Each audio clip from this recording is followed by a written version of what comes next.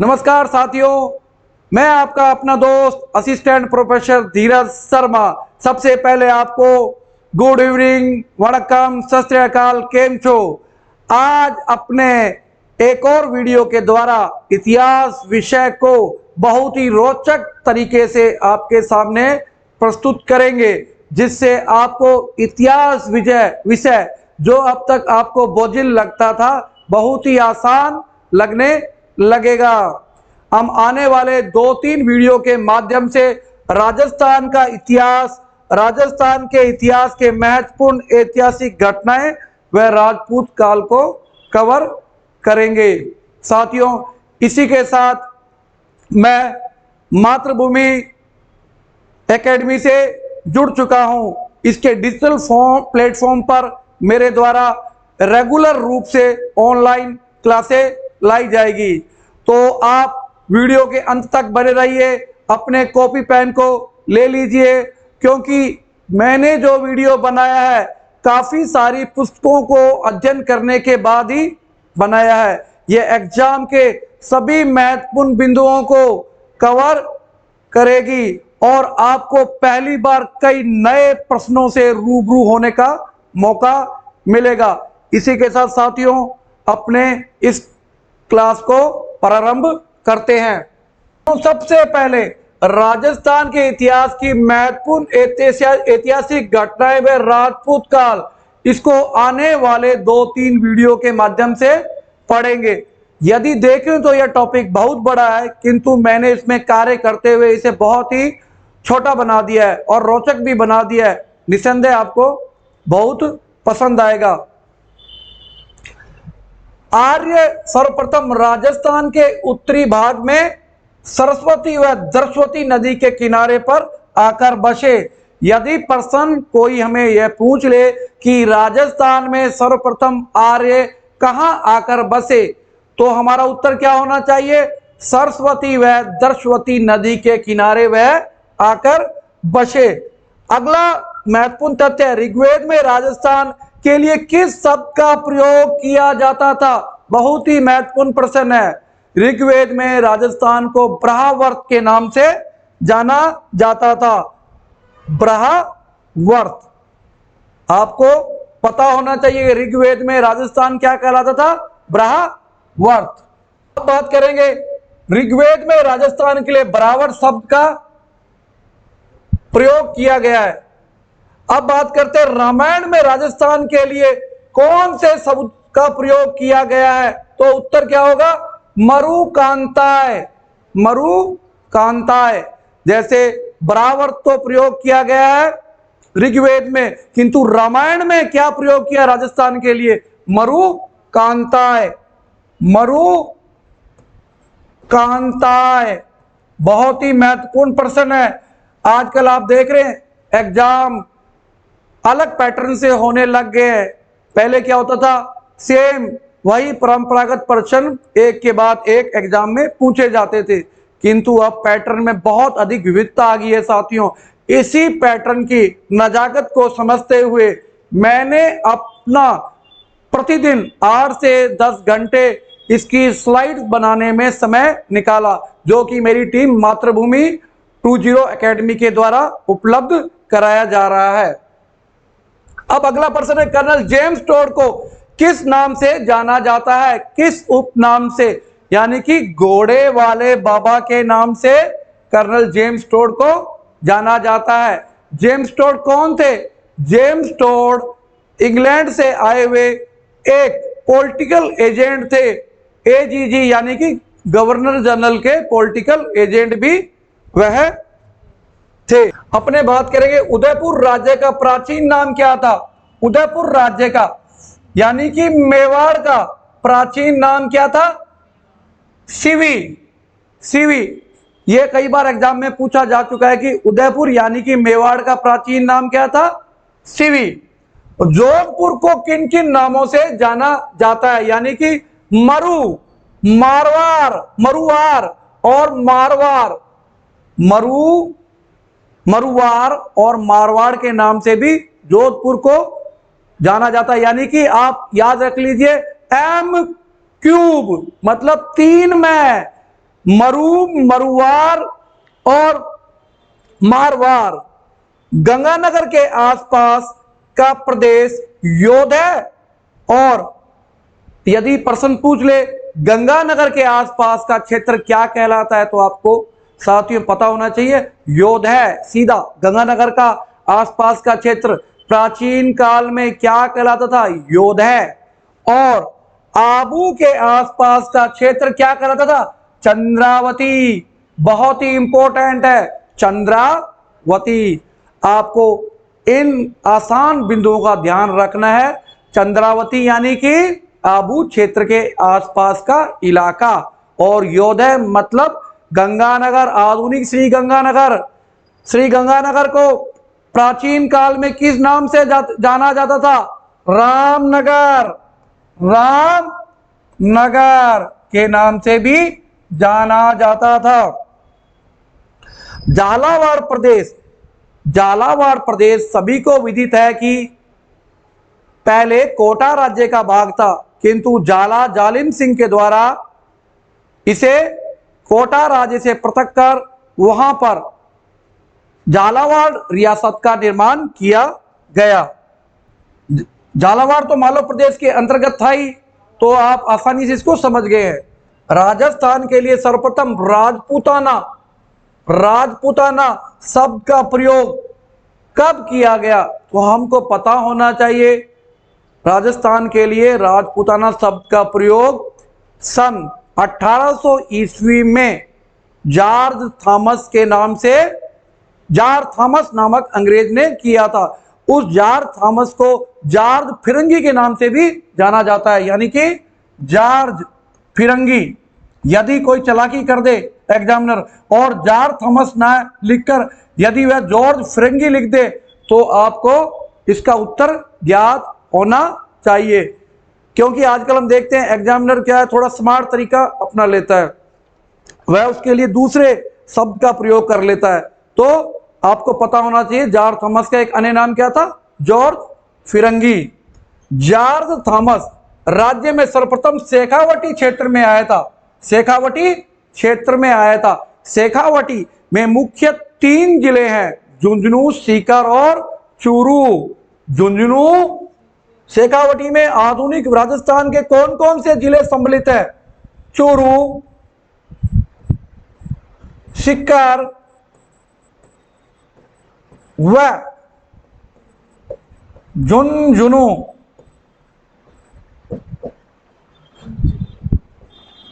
अब यदि एग्जामिनर पूछ ले जॉर्ज थॉमस सबसे पहले शेखावटी में आया, किंतु उसकी मृत्यु कहां हुई, उसकी मृत्यु बीकानेर में हुई। पता होना चाहिए 1805 ईस्वी में विलियम फ्रैंकलिन ने अपने ग्रंथ military memories of mister George Thomas, यानी कि 1805 ईस्वी में विलियम फ्रैंकलिन, विलियम फ्रैंकलिन कौन था, एक विद्वान था, उसने अपने ग्रंथ military memorials of mister George Thomas में इस बात का उल्लेख किया है कि वह संभवतः प्रथम व्यक्ति था जिसने इस भूभाग के लिए राजपूताना शब्द का प्रयोग किया था। अधिकांश प्रश्न यह पूछा जाता है कि राजपूताना शब्द का प्रयोग पहली बार किसने किया, राजपूताना शब्द का, तो उत्तर क्या होता है, जॉर्ज थॉमस। यदि एग्जामिनर पूछ ले कि इस शब्द का पहला उल्लेख कहां पर हुआ है, राजपूताना, तो कहां पर हुआ है, military memorials of mister George Thomas, जो कि किसने लिखी थी, विलियम फ्रैंकलिन ने। इस विलियम फ्रैंकलिन की पुस्तक military memorials of mister George Thomas में इस बात का उल्लेख किया गया है कि जॉर्ज थॉमस पहला व्यक्ति था जिसने राजपूताना शब्द का प्रयोग किया गया। और यह ग्रंथ कब लिखा गया था, 1829 ईस्वी में annuls and antiquities of Rajasthan. हम सबको पता है the annals and antiquities of Rajasthan नामक पुस्तक कर्नल जेम्स टोड के द्वारा लिखी गई, जिसमें सर्वप्रथम राजस्थान या रजवाड़ा शब्द का प्रयोग हुआ है। अब हमें पता होना चाहिए, यदि पूछ ले राजपूताना, राजपूताना इस शब्द का प्रयोग किसने किया था? George Thomas. यदि वह पूछ ले राजस्थान या रजवाड़ा तो उत्तर क्या होगा? कर्नल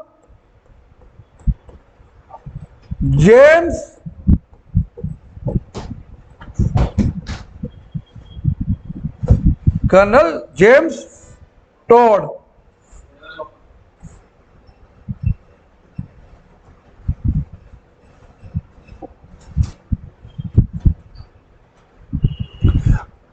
अब एक और प्रश्न बनता है, the annals and antiquities of Rajasthan का प्रकाशन किसने करवाया? एनल्स ऑफ एंटिक्विटीज नामक पुस्तक का प्रकाशन किसने कराया? तो जेम्स कुक। जेम्स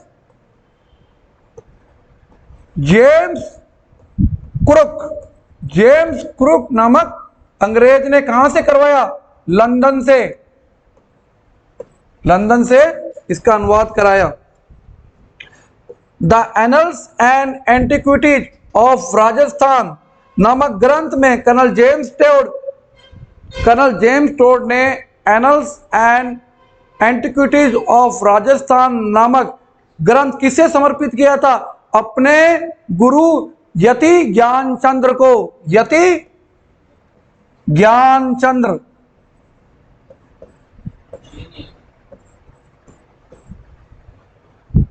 वो जैन थे, जैन यति ज्ञानचंद्र को यह ग्रंथ समर्पित।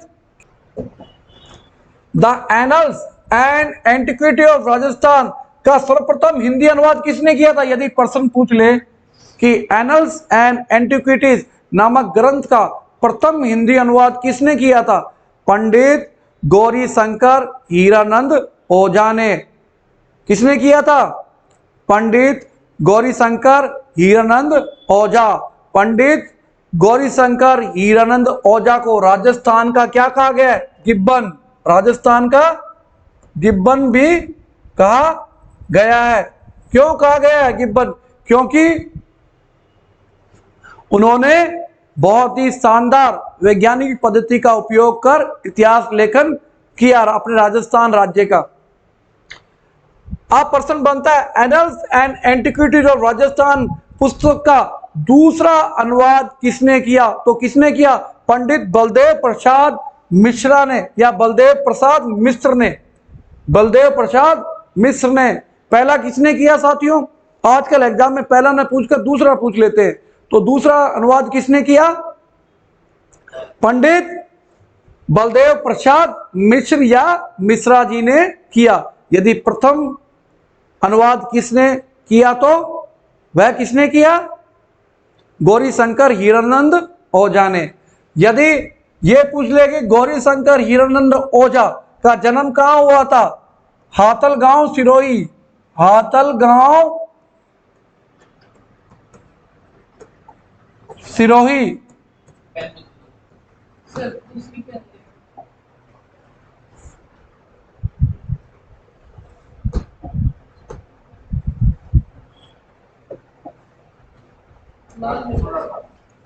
कर्नल जेम्स टोड ने annals and antiquities of Rajasthan का दूसरा नाम क्या है? यदि पूछ ले कि annal and antiquities of Rajasthan का दूसरा नाम क्या, तो सीधा पता होना चाहिए, the central and western Rajput state of India. The central and western. यदि पूछ ले कि the antiquities of the annals and antiquities of Rajasthan पुस्तक का दूसरा नाम क्या है, तो सीधा आपको पता होना चाहिए, the central and western Rajput state of India. ठीक है। और सबसे बड़ी बात यह कि अब एनल्स का अर्थ क्या होता है? एनल्स, ये एनल्स लिख दिया है, इसका क्या अर्थ है? इसका अर्थ है वृतांत। वृतांत। एंटिक्विटीज ऑफ राजस्थान के पहले खंड। अब एनल्स एंड एंटिक्विटीज जिसको बोलते हैं central state of western India, उस पुस्तक के दो खंड है, पहला खंड और दूसरा खंड। पहला खंड और ये पहला खंड है, ये दूसरा खंड है। पहले खंड में क्या क्या बात की गई है? राजपूताने की भौगोलिक स्थिति, राजपूताने की भौगोलिक स्थिति, राजपूतों की वंशावली, राजपूतों की वंशावली, सामंती व्यवस्था, सामंती व्यवस्था और मेवाड़ का इतिहास।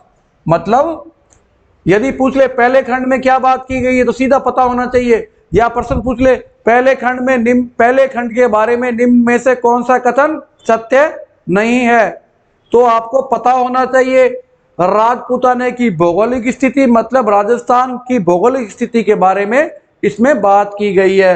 राजपूताने की वंशावली, सामंती व्यवस्था, मेवाड़ का इतिहास। अब बात कर लेते हैं दूसरा खंड। दूसरे खंड में मारवाड़, बीकानेर, जैसलमेर, आमेर, हाड़ौती राज्य का इतिहास लिखा हुआ है।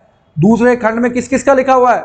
मारवाड़, बीकानेर, जैसलमेर, आमेर और हाड़ौती का राज्य का इतिहास लिखा हुआ है। जेम्स टोड ने अपने यात्रा वृत्तांत ट्रैवल इन वेस्टर्न इंडिया में राजस्थान के पर्यटन के बारे में भी वर्णन किया है। मतलब यदि पूछ ले कर्नल जेम्स टोड ने अपनी पुस्तक annuls and antiquities of Rajasthan में पर्यटन का भी बहुत शानदार वर्णन किया है। यह बहुत ही महत्वपूर्ण पर्सन है।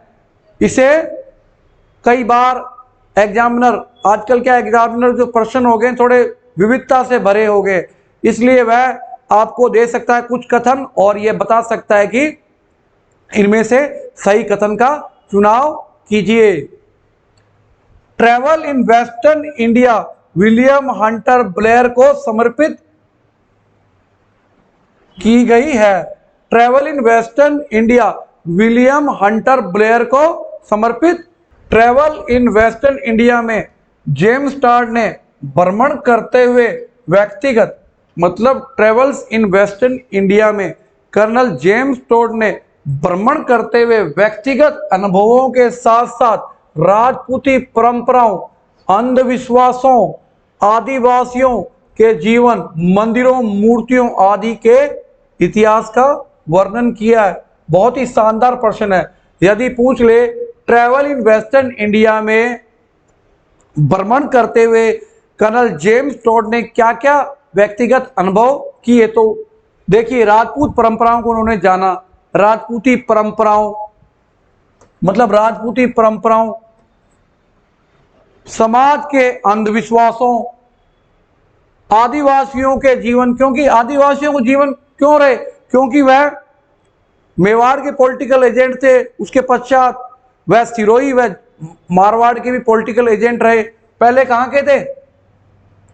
पहले कहां के थे? सबसे पहले वह कहां पॉलिटिकल एजेंट कहां के थे? मेवाड़ के। फिर उन्हें मारवाड़ व सिरोही राज्य का भी पॉलिटिकल एजेंट बनाया गया। इसलिए उन्हें आदिवासी जीवन को करीब से देखने का मौका मिला। मंदिरों और मूर्तियों, हम सबको पता है कि मेवाड़ में बहुत सारे मंदिर है। दक्षिण राजस्थान में यदि सिरोही में देखें तो आबू में बहुत सारे मंदिर है। इन्हीं मंदिरों के आधार पर उन्होंने गुरु शिखर को हिंदू ओलंपस की भी संज्ञा दी है। ट्रैवल इन वेस्टर्न इंडिया नामक ग्रंथ कर्नल जेम्स टोड की पत्नी जूलिया कल्टरबक ने, मतलब ट्रैवल इन वेस्टर्न इंडिया नामक ग्रंथ कर्नल जेम्स टोड की मृत्यु के पश्चात 1839 ईस्वी में उनकी पत्नी जूलिया कल्टरबक ने इसका अनुवाद करवाया या इसका प्रकाशन करवाया। 1806 ईस्वी में जून के माह में पहली बार उदयपुर आए। अब पूछ ले कि कर्नल जेम्स टोड पहली बार राजस्थान कब आए, तो जून 1806 में। कब आए? जून 1806 में। पॉलिटिकल एजेंट कब बनाए गए? 1818 में। पॉलिटिकल एजेंट तो 1818 में बनाया गया, किंतु राजस्थान पहली बार कब आए? 1806 ईस्वी में, जून 1806 ईस्वी में। और पहली बार कहां आए थे? उदयपुर में। उदयपुर में आए। यदि पूछ ले पहली बार कर्नल जेम्स टोड कहां आए, तो देखते हैं आपको उत्तर होना चाहिए उदयपुर। यदि पूछ ले राजस्थान में पहली बार कब आए, तो उत्तर क्या होना चाहिए?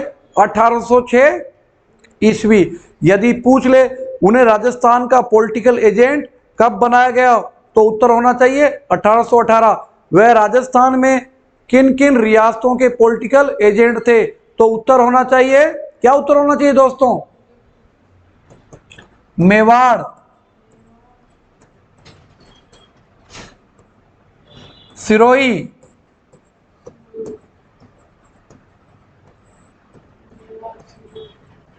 मारवाड़। यानी कि 2M, MSM, यानी कि ये फॉर्मूला याद रखना आपको, MSM, MSM, मेवाड़, सिरोही, मारवाड़। 1819 में जेम्स टोड को सिरोही व मारवाड़ राज्यों का भी प्रभार दिया गया। 1818 में तो वह पॉलिटिकल एजेंट कहां के बनाए गए थे? मेवाड़ के। किंतु 1819 में उन्हें अतिरिक्त प्रभार कहां का दिया गया? सिरोही व मारवाड़ राज्यों का उन्हें अतिरिक्त प्रभार दिया गया। 1819 ईस्वी में टोड को सिरोही व मारवाड़ राज्यों को प्रभार दिया गया, इसके बारे में मैंने बात कर ली है। 1818 में तो वह पॉलिटिकल एजेंट बड़े थे मेवाड़ के, किंतु 1819 में उन्हें अतिरिक्त कार्यभार भी दे दिया गया। जेम्स टोड ने पहली बार वैज्ञानिक दृष्टिकोण से राजस्थान का इतिहास लिखा। अब ध्यान देने बात योग्य बात यह है, यदि परीक्षा में हमसे यह पूछ लिया जाए कि राजस्थान का इतिहास लिखने का श्रेय किनको है, जिन्होंने पहली बार वैज्ञानिक दृष्टिकोण को अपनाया, तो वह कौन थे? Colonel James Tod. यदि यहां पे यदि एग्जामिनर थोड़ा स्मार्ट प्रश्न पूछ ले, यदि एग्जामिनर पूछ ले वह पहला राजस्थानी कौन था, वह पहला राजस्थानी कौन था जिसने वैज्ञानिक दृष्टि से इतिहास लिखा, तो पहला राजस्थानी कौन होगा? कविराज, श्यामल दास।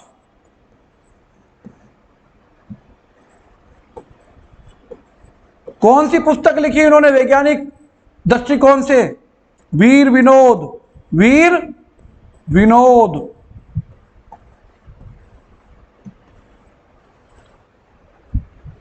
कर्नल जेम्स टोड की सेवाओं से प्रभावित होकर, कर्नल जेम्स टोड की सेवाओं से प्रभावित होकर मेवाड़ के महाराणा भीम सिंह, मेवाड़ के महाराणा भीम सिंह ने अजमेर के बोरसवाड़ा, अजमेर के बोरसवाड़ा गांव का नाम टाड़गढ़ कर दिया। यदि पूछ ले कि मेवाड़ के किस महाराणा ने, मेवाड़ के किस महाराणा ने कर्नल जेम्स टोड की सेवाओं से मंत्रमुग्ध होकर बोरसवाड़ा गांव, जो कि अजमेर का एक गांव था, बोरसवाड़ा गांव जो कि अजमेर का एक गांव था, बोरसवाड़ा का नाम टाड़गढ़ रख दिया, टाड़गढ़ रख दिया। तो किसने रखा था? मेवाड़ महाराणा भीम सिंह, मेवाड़ महाराणा भीम सिंह। अब आपको पता होना चाहिए टाड़गढ़ जेल, टाड़गढ़ की जो टाड़गढ़ दुर्ग था उसकी जेल भी बहुत ही मशहूर थी। इसे टाड़गढ़, जो टाड़गढ़, यहाँ पे जो टाड़गढ़ आया है ना, इस चारगढ़ दुर्ग को राजस्थान का वेल्लोर भी कहते हैं, राजस्थान का वेल्लोर, राजस्थान का वेल्लोर भी कहा जाता है, जहां विजय सिंह पथिक को कुछ समय के लिए रखा गया था।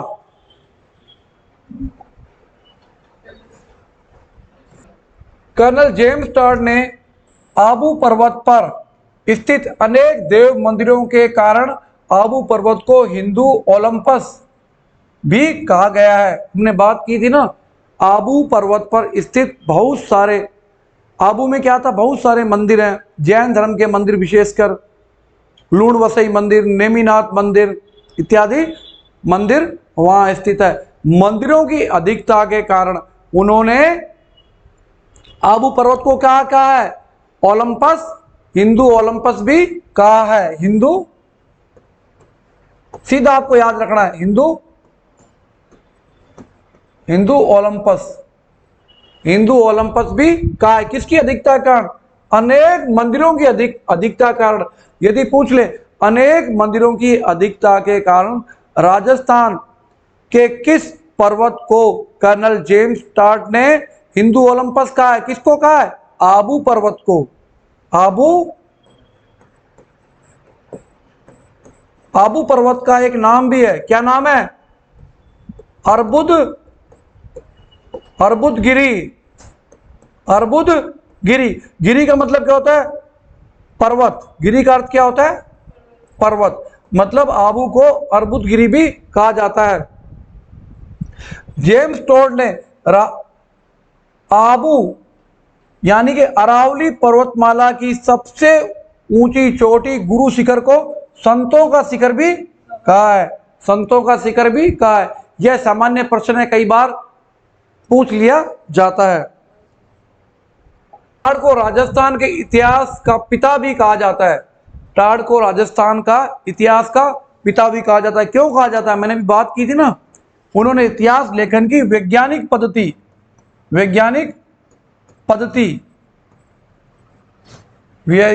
पद्धति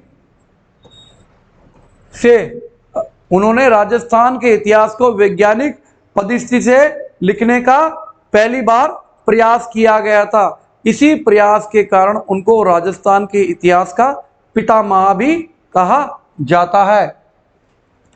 कर्नल जेम्स टॉड ने मानमोरी शिलालेख को इंग्लैंड ले जाते समय भारी होने के कारण समुद्र में फेंक दिया था।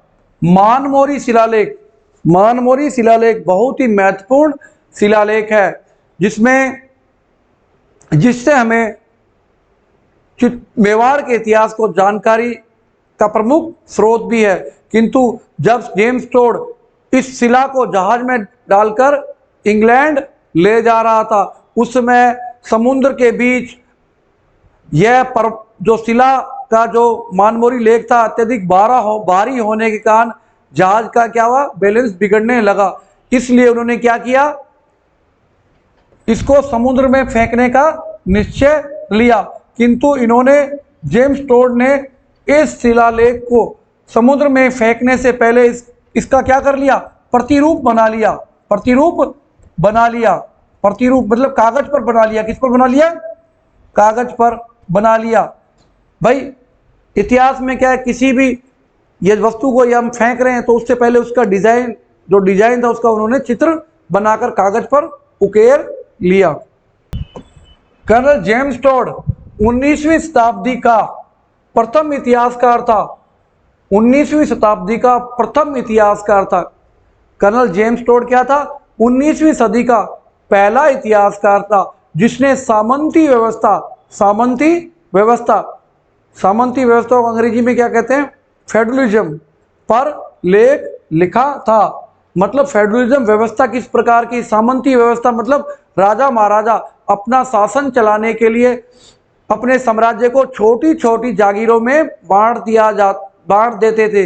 इन छोटी छोटी जागीरों का शासन सामंतों के द्वारा चलाया जाता था। सामंतों को हम जागीरदार भी बोल सकते हैं। क्या बोल सकते हैं, जागीरदार भी कह सकते हैं।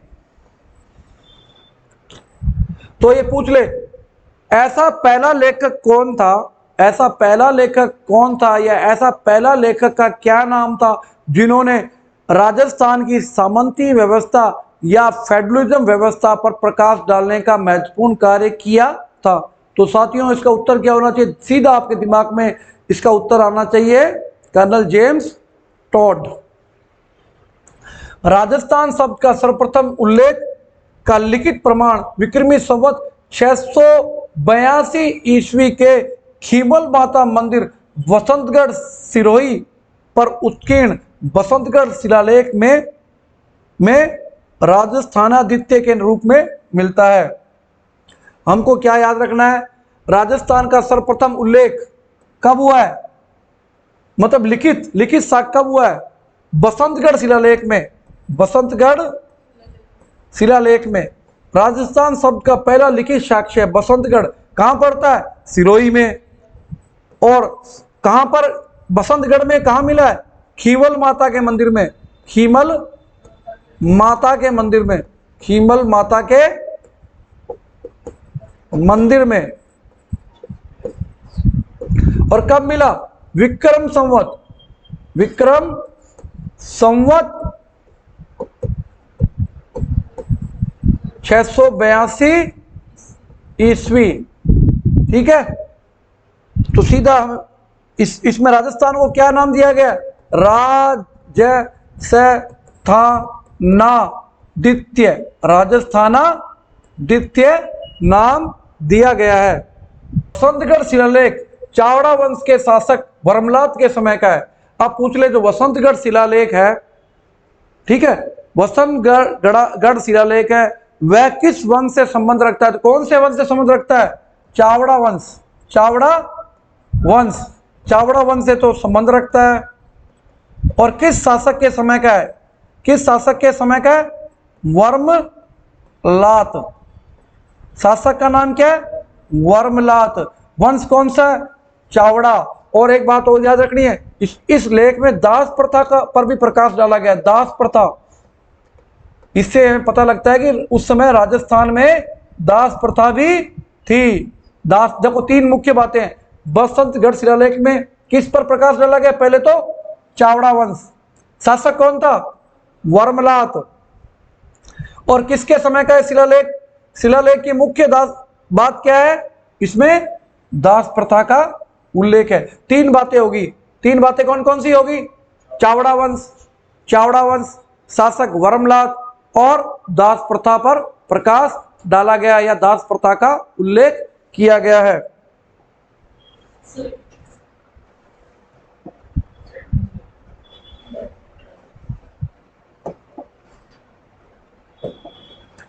ब्रिटिश काल में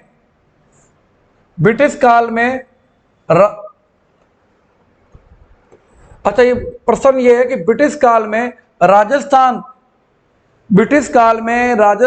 के इतिहास लेखन का प्रथम प्रयास किसने किया था, श्यामल दास ने। मैंने बात कर ली है, पहले कर चुका हूं कि वीर विनोद के लेखक श्यामल दास, मतलब प्रथम राजस्थानी कौन थे, श्यामल दास, जिन्होंने वीर विनोद में राजस्थान के इतिहास लेखन का कार्य प्रारंभ किया। वीर विनोद में मेवाड़ के 84 किलों का उल्लेख है, कितने किलो का, 84 किलो का। और इनमें से 32 किलो का निर्माण किसने कराया था, महाराणा कुंभा ने।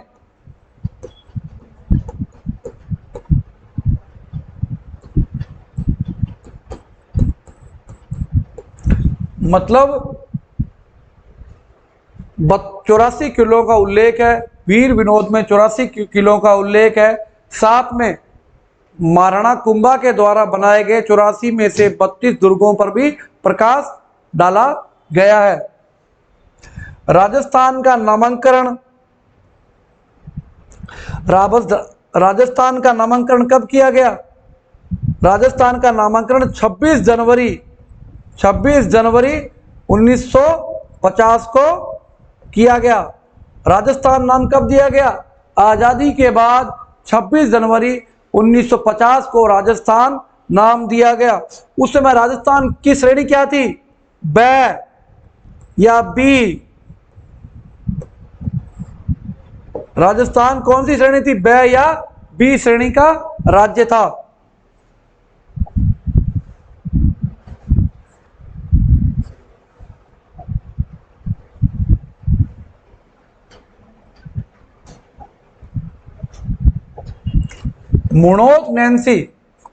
मुणोत नैन्सी ने मारवाड़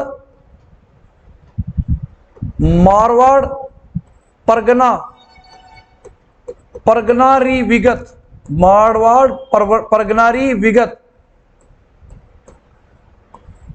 नामक ख्यात भी लिखी है।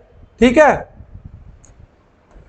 और मुणोत नैन्सी ने राजस्थान के बारे में अपनी ख्यात में मुणोत नैन्सी ने जो नैनसीरी ख्यात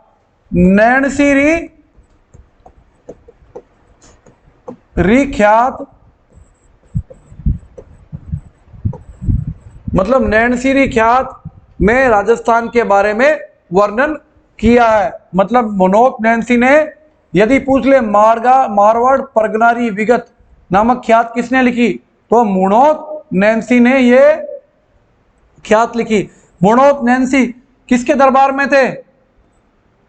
महाराजा जसवंत सिंह। कहां के थे ये? जोधपुर के राजा थे, जोधपुर के महाराजा थे। पहले मुणोत नैन्सी को बड़ा सम्मान प्राप्त था, उनका महाराजा के दरबार में बहुत ही ऊंचा स्थान था, किंतु किसी बात को लेकर उनके महाराजा जसवंत सिंह से मतभेद हो गए।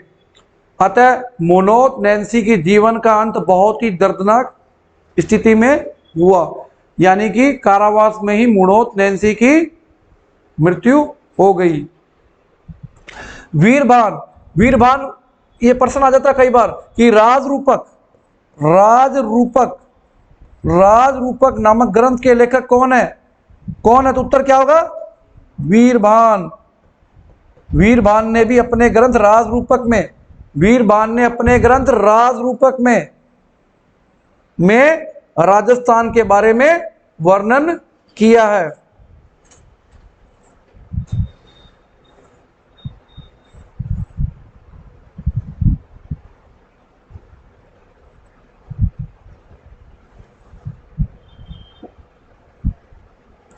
ब्रिटिश काल में राजस्थान के इतिहास लेखन का सर्वप्रथम प्रयास करने वाले कविराज श्यामल दास थे। ब्रिटिश काल में राजस्थान के इतिहास लेखन का सर्वप्रथम प्रयास करने वाले कविराज श्यामल दास थे। श्यामल दास, इन्होंने किसका लेखन किया? वीर विनोद का। वीर विनोद के मुख्य बात क्या है?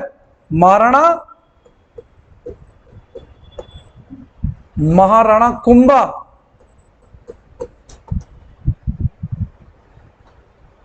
के बारे में यह कहा गया है कि उन्होंने मेवाड़ के 84 दुर्गों या किलों में से 32 का निर्माण करवाया। 32 दुर्गों का निर्माण करवाया। यह कौन सी पुस्तक में? वीर विनोद। तो वह प्रथम राजस्थानी थे कर्नल जेम्स टोड के बाद। किंतु जेम्स टोड तो विदेशी थे ना, जेम्स टोड तो एक अंग्रेज थे, किंतु यह प्रथम राजस्थानी थे जिन्होंने राजस्थान के इतिहास लिखने का वैज्ञानिक पद्धति से प्रयोग प्रारंभ किया। राजस्थान का नामकरण 26 जनवरी 1950 को किया गया। राजस्थान का नामकरण कब किया गया? 26 जनवरी 1950 को। उस समय राजस्थान कौन से दर्जे का राज्य था? ख, ब या बी? एक ही बात है।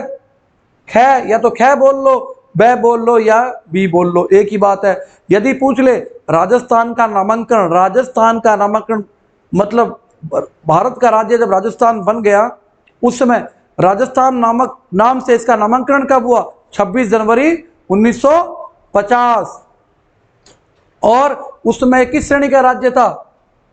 ख, ब या बी श्रेणी का राज्य था? बी श्रेणी।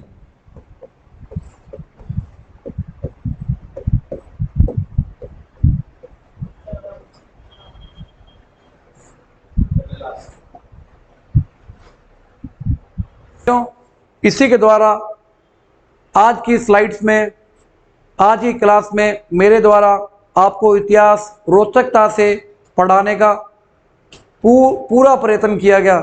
निसंदेह आपने आज की क्लास का आनंद उठाया होगा। आप आगामी वीडियो को भी देखते रहे। आगामी वीडियो में इस टॉपिक को कवर किया जाएगा। साथियों, आप अधिक से अधिक मातृभूमि क्लासेस एप्लीकेशन, साथियों आपसे निवेदन है कि आप अधिक से अधिक लोग मातृभूमि एकेडमी के डिजिटल प्लेटफॉर्म को ज्वाइन करें और अधिक से अधिक शेयर करें, ताकि आपकी तैयारी और भी मजबूत हो सके। और मेरे द्वारा यह भी कोशिश की जा रही है कि पढ़ाते वक्त उसी समय आपसे क्वेश्चन आंसर पूछकर आपको एक प्रश्न किस प्रकार के आते हैं उसका दृष्टिकोण आपके अंदर विकसित किया जाए। मुख्य बात यह है कि जब भी आप प्रश्न हल करते हैं किसी भी एग्जाम में, तो ध्यान ये देना है, आपको दबाव में नहीं आना है। बिल्कुल आराम से प्रश्न को 2-3 बार पढ़ना है। जनरली मैं क्या देखता हूं, अभ्यर्थी जब भी पेपर करते हैं बिना पढ़े हड़बड़ाहट में जल्दी करते हैं। इस जल्दबाजी का खामियाजा उन्हें भुगतना पड़ता है। या तो वह प्रश्न को सही नहीं पढ़ते, या सही भी कर देते तो हड़बड़ी में ओमार में उसे गलत भर देते हैं। तो साथियों, आपको इस क्लास के वीडियो मेरे द्वारा 2-3 शूट में कवर किए जाएंगे। निसंदेह आपको आनंद आया होगा। इसी के साथ मैं आपका अपना दोस्त धीरज शर्मा, असिस्टेंट प्रोफेसर इतिहास विषय, आज्ञा लेता हूं। जल्दी फिर मिलेंगे। जय हिंद, वंदे मातरम साथियों।